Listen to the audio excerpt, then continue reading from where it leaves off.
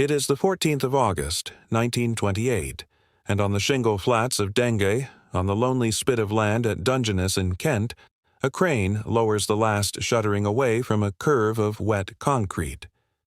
The structure beneath is 20 feet across, bowl-shaped, tilted to the sky like something built by a civilization that worshipped the heavens rather than studied them. There is no engine room, no aerial, no flashing valve. There is only concrete, shaped with the precision of a telescope mirror, and a single steel pole standing at its focus, waiting for a microphone that has not yet arrived. A handful of men in Royal Air Force overalls stand back from it, satisfied, uncertain, watching gulls wheel overhead and wondering whether the thing will actually work. Out across the channel, 20-odd miles away, lies France, and somewhere beyond that, in the collective nightmare of a generation that has just lived through the first bombing campaigns in history, lies the threat this contraption has been built to answer. This is a sound mirror. It is, in the most literal sense, a machine for hearing the future. Not foretelling it, not predicting it, but hearing it sooner than anyone else could, catching the growl of approaching aircraft engines minutes before the human ear, unaided, would register so much as a murmur. It works on the same principle as a satellite dish or a torch reflector, except instead of gathering light, it gathers sound, concentrating faint acoustic energy onto a single point the way a magnifying glass concentrates sunlight onto a leaf. There is no electronics worth speaking of inside it. There is no radio. It is, in essence, an ear made of concrete, built 40 feet across and pointed permanently at the one direction from which death was expected to come. And for nearly 2 decades, before anyone in Britain had heard the word radar, this peculiar, beautiful, ultimately doomed technology was the nation's only hope of knowing an air raid was coming before the bombs began to fall. What makes this story worth telling is not that the sound mirrors succeeded. In the end, they barely got the chance to try. What makes it worth telling is the sheer, stubborn ingenuity poured into solving an impossible problem with the only tools available: physics, concrete, and the trained human ear. Because for the men who built these things, the alternative to solving the problem was simple. It was watching the skies above London fill with bombers and having no warning at all. To understand why anyone built a giant concrete ear and pointed it at France, you have to go back to the spring and summer of 1917, when Britain discovered, to its horror, that it was no longer an island in any meaningful sense. The Zeppelin raids of the early war years had been frightening enough, lumbering airships drifting over the coast by night, dropping bombs more or less at random. But in 1917, the Germans began flying Gotha bombers in daylight, in formation, deep into English airspace, and the psychological effect was seismic. These were heavier-than-air machines, faster, harder to track, and they came not in ones and twos, but in waves. On the 13th of June, 1917, a daylight raid on London killed more than 100 people, many of them children at a school in Poplar struck directly by a single bomb. It was the deadliest air raid of the war on Britain, and it exposed, with brutal clarity, a problem that nobody in the War Office had a ready answer for. Britain, in 1917, had almost no means of detecting an incoming air raid before the bombs themselves announced it. Observers stationed along the coast scanned the sky with binoculars and the naked eye, which was useless in cloud, useless at night, and only marginally useful even on a clear day, since an aircraft is extraordinarily difficult to spot against open sky until it is already dangerously close. Anti-aircraft guns existed, but pointing a gun at a target you cannot see is an exercise in futility. Fighter aircraft existed too, but scrambling them after a raid was already overhead meant they would, at best, catch the bombers on their way home. The fundamental problem was time. London needed minutes, ideally tens of minutes, of advance warning to get fighters into the air, to alert anti-aircraft crews, to sound sirens and get civilians into shelters. And nothing in the British arsenal could reliably deliver those minutes. It was an extraordinarily frustrating problem precisely because the solution seemed, on the surface, So simple. An airplane engine is loud. A formation of bombers is very loud indeed. Surely, the thinking went, you ought to be able to hear them coming. The trouble was distance, and the trouble was noise. At anything beyond a few miles, the sound of an aircraft engine is so faint and so easily lost beneath the ordinary background hiss of wind, sea, and traffic, that the unaided human ear simply cannot pick it out reliably. By the time a sentry on a cliff-top genuinely heard an approaching raid with his own ears, the bombers were often already close enough that the warning bought almost no time at all. London needed, in effect, superhuman hearing. It needed ears the size of houses. This is roughly where Major William Sansom Tucker enters the story, and his route to building giant concrete ears began, oddly enough, not in the air, but underground.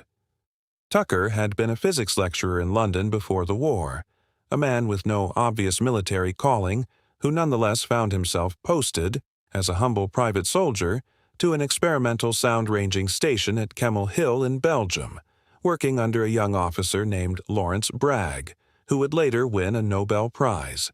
Tucker undertook research into sound ranging, the process of using microphones and mathematics to determine the position of enemy artillery.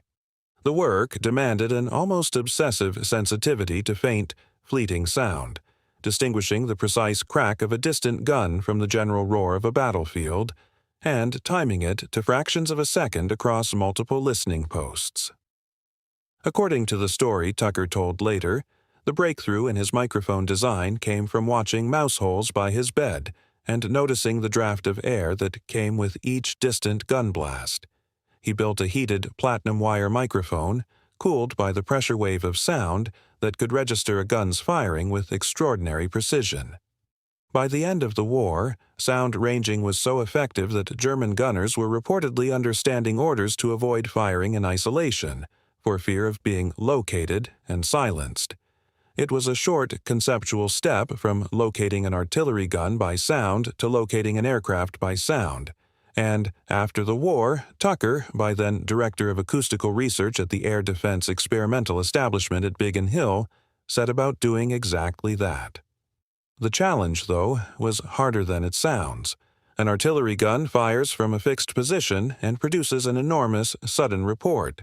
An aircraft is moving, continuously, and produces a comparatively faint, droning hum that has to be picked out from miles away, in open country, against wind noise, sea noise, and the ordinary clutter of rural life.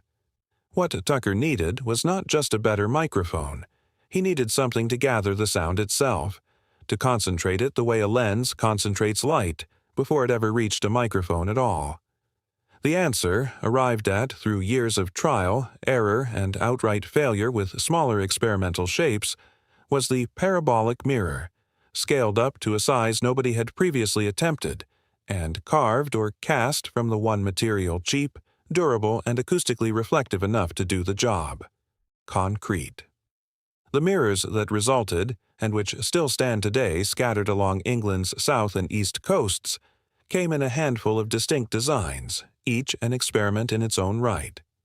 The earliest, completed in July 1928 at Denge on the Dungeness shingle, was a circular dish 20 feet across, its concave face polished as smooth as the engineers could manage, mounted with a swinging trumpet-shaped collector connected by rubber tube to a listener's ears, much like an old-fashioned ear trumpet, or, to put it in terms a modern audience might grasp, rather like cupping both hands behind your ears, except the hands in question were 40 feet wide and made of reinforced concrete.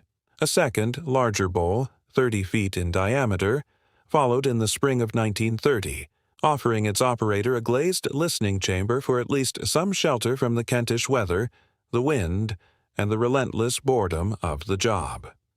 This sound mirror used a swingable collecting trumpet, and the mechanism is surprisingly intact today, save for the trumpet itself. But it was the third structure at Denge that represented the real ambition of the program: a curving wall of concrete 200 feet long and 26 feet high, a thing roughly the length of 2 cricket pitches laid end to end, its concave face turned permanently toward the channel. The decision to build it was taken in late 1928, and the work was not finished until the summer of 1930. Rather than a single microphone at a single focal point, the Great Wall used a row of 20 separate microphones, spaced 5 feet apart along its concrete forecourt, allowing operators to compare the minutely different arrival times of sound across the array and calculate not just that an aircraft was approaching, but roughly from which direction and at what bearing. It was, in effect, an analog computer built from concrete and human concentration, performing the same basic triangulation that modern radar performs electronically, except using sound waves that travel at a fraction of the speed of light and a system of valves, wires, and trained ears rather than microchips. The strip mirror was designed to detect the low-frequency sound of approaching aircraft at roughly 3 times the range of the unaided ear and could distinguish separate aircraft if they were more than 10 degrees apart in bearing. The experience of actually operating one of these things was nothing like the calm, scientific image the word laboratory conjures. The great 200-foot wall required a minimum of 3 operators, 2 listeners stationed in front of the mirror itself, and a third in a control building behind it. The listeners sat for hours in exposed concrete forecourts, headphones or stethoscope-style earpieces clamped on, straining to detect a noise that might be nothing more than a fishing boat's engine, a passing car on a coast road, or simply the wind finding a gap in the concrete. The work demanded real skill and considerable powers of concentration, and was, by every account, deeply uncomfortable.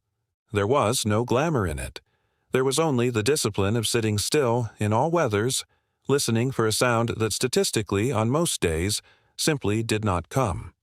The mirrors were never used in genuine anger during the period for which they were designed, and this is one of the more sobering parts of the story. By the time the Denge complex was fully complete in the early 1930s, a parallel and ultimately far more capable technology, radio direction finding, what would soon be known as radar, was already being developed by Robert Watson Watt and his team, and within a handful of years it would render the entire concrete ear program obsolete before it had ever truly been tested under fire. The records of operational deployment during this experimental period are accordingly thin, by design as much as by accident, since much of the work was conducted under conditions of considerable secrecy and using commercial cross-channel flights and RAF exercise aircraft as unwitting test targets rather than genuine raiders. What is documented is the basic performance achieved. Under good conditions, the larger mirrors could detect approaching aircraft at ranges variously reported between 15 and 25 miles, translating to perhaps 10 to 15 minutes of warning. Enough, just about, to scramble fighters and sound an alert, though scarcely enough margin for anything to go wrong along the way. If you are finding this interesting so far, a quick subscribe genuinely does help more than you might think, and costs nothing at all. The most striking postscript to the whole program arrived more than a decade later, in 1943, when fears surfaced that German technicians might have found a way to jam Britain's now vital coastal radar chain. Post office engineers were sent to test the Great Stone Mirror to establish whether the old acoustic system could be pressed back into emergency service if radar were somehow blinded, and improved electronic listening equipment by this point allowed detection of aircraft as far as 50 miles out. In the event, the jamming never materialized and the concrete ears were never called upon. But it is a remarkable detail, nonetheless, that as late as the middle of the Second World War, with cavity magnetrons and electronic radar chains supposedly having rendered the whole concept ancient history, Britain kept its giant stone ears in reserve, just in case. There is a further, almost folkloric detail that deserves mention, because it speaks to just how seriously the other side took the threat of acoustic detection. It has been suggested that German bomber crews deliberately ran their heavy aircraft's engines unsynchronized, rather than in the smooth matched rhythm that was the normal engineering practice, specifically in the hope that the resulting irregular beat would make the bombers harder to detect by sound. Whether this genuinely improved their chances against the mirrors is debatable, and the claim rests more on circumstantial inference than hard documentary proof. but it is a wonderful illustration of how a low-technology defensive system, built from nothing more exotic than shaped concrete, had nonetheless lodged itself firmly in the enemy's strategic imagination. Britain was not alone in pursuing acoustic detection between the wars.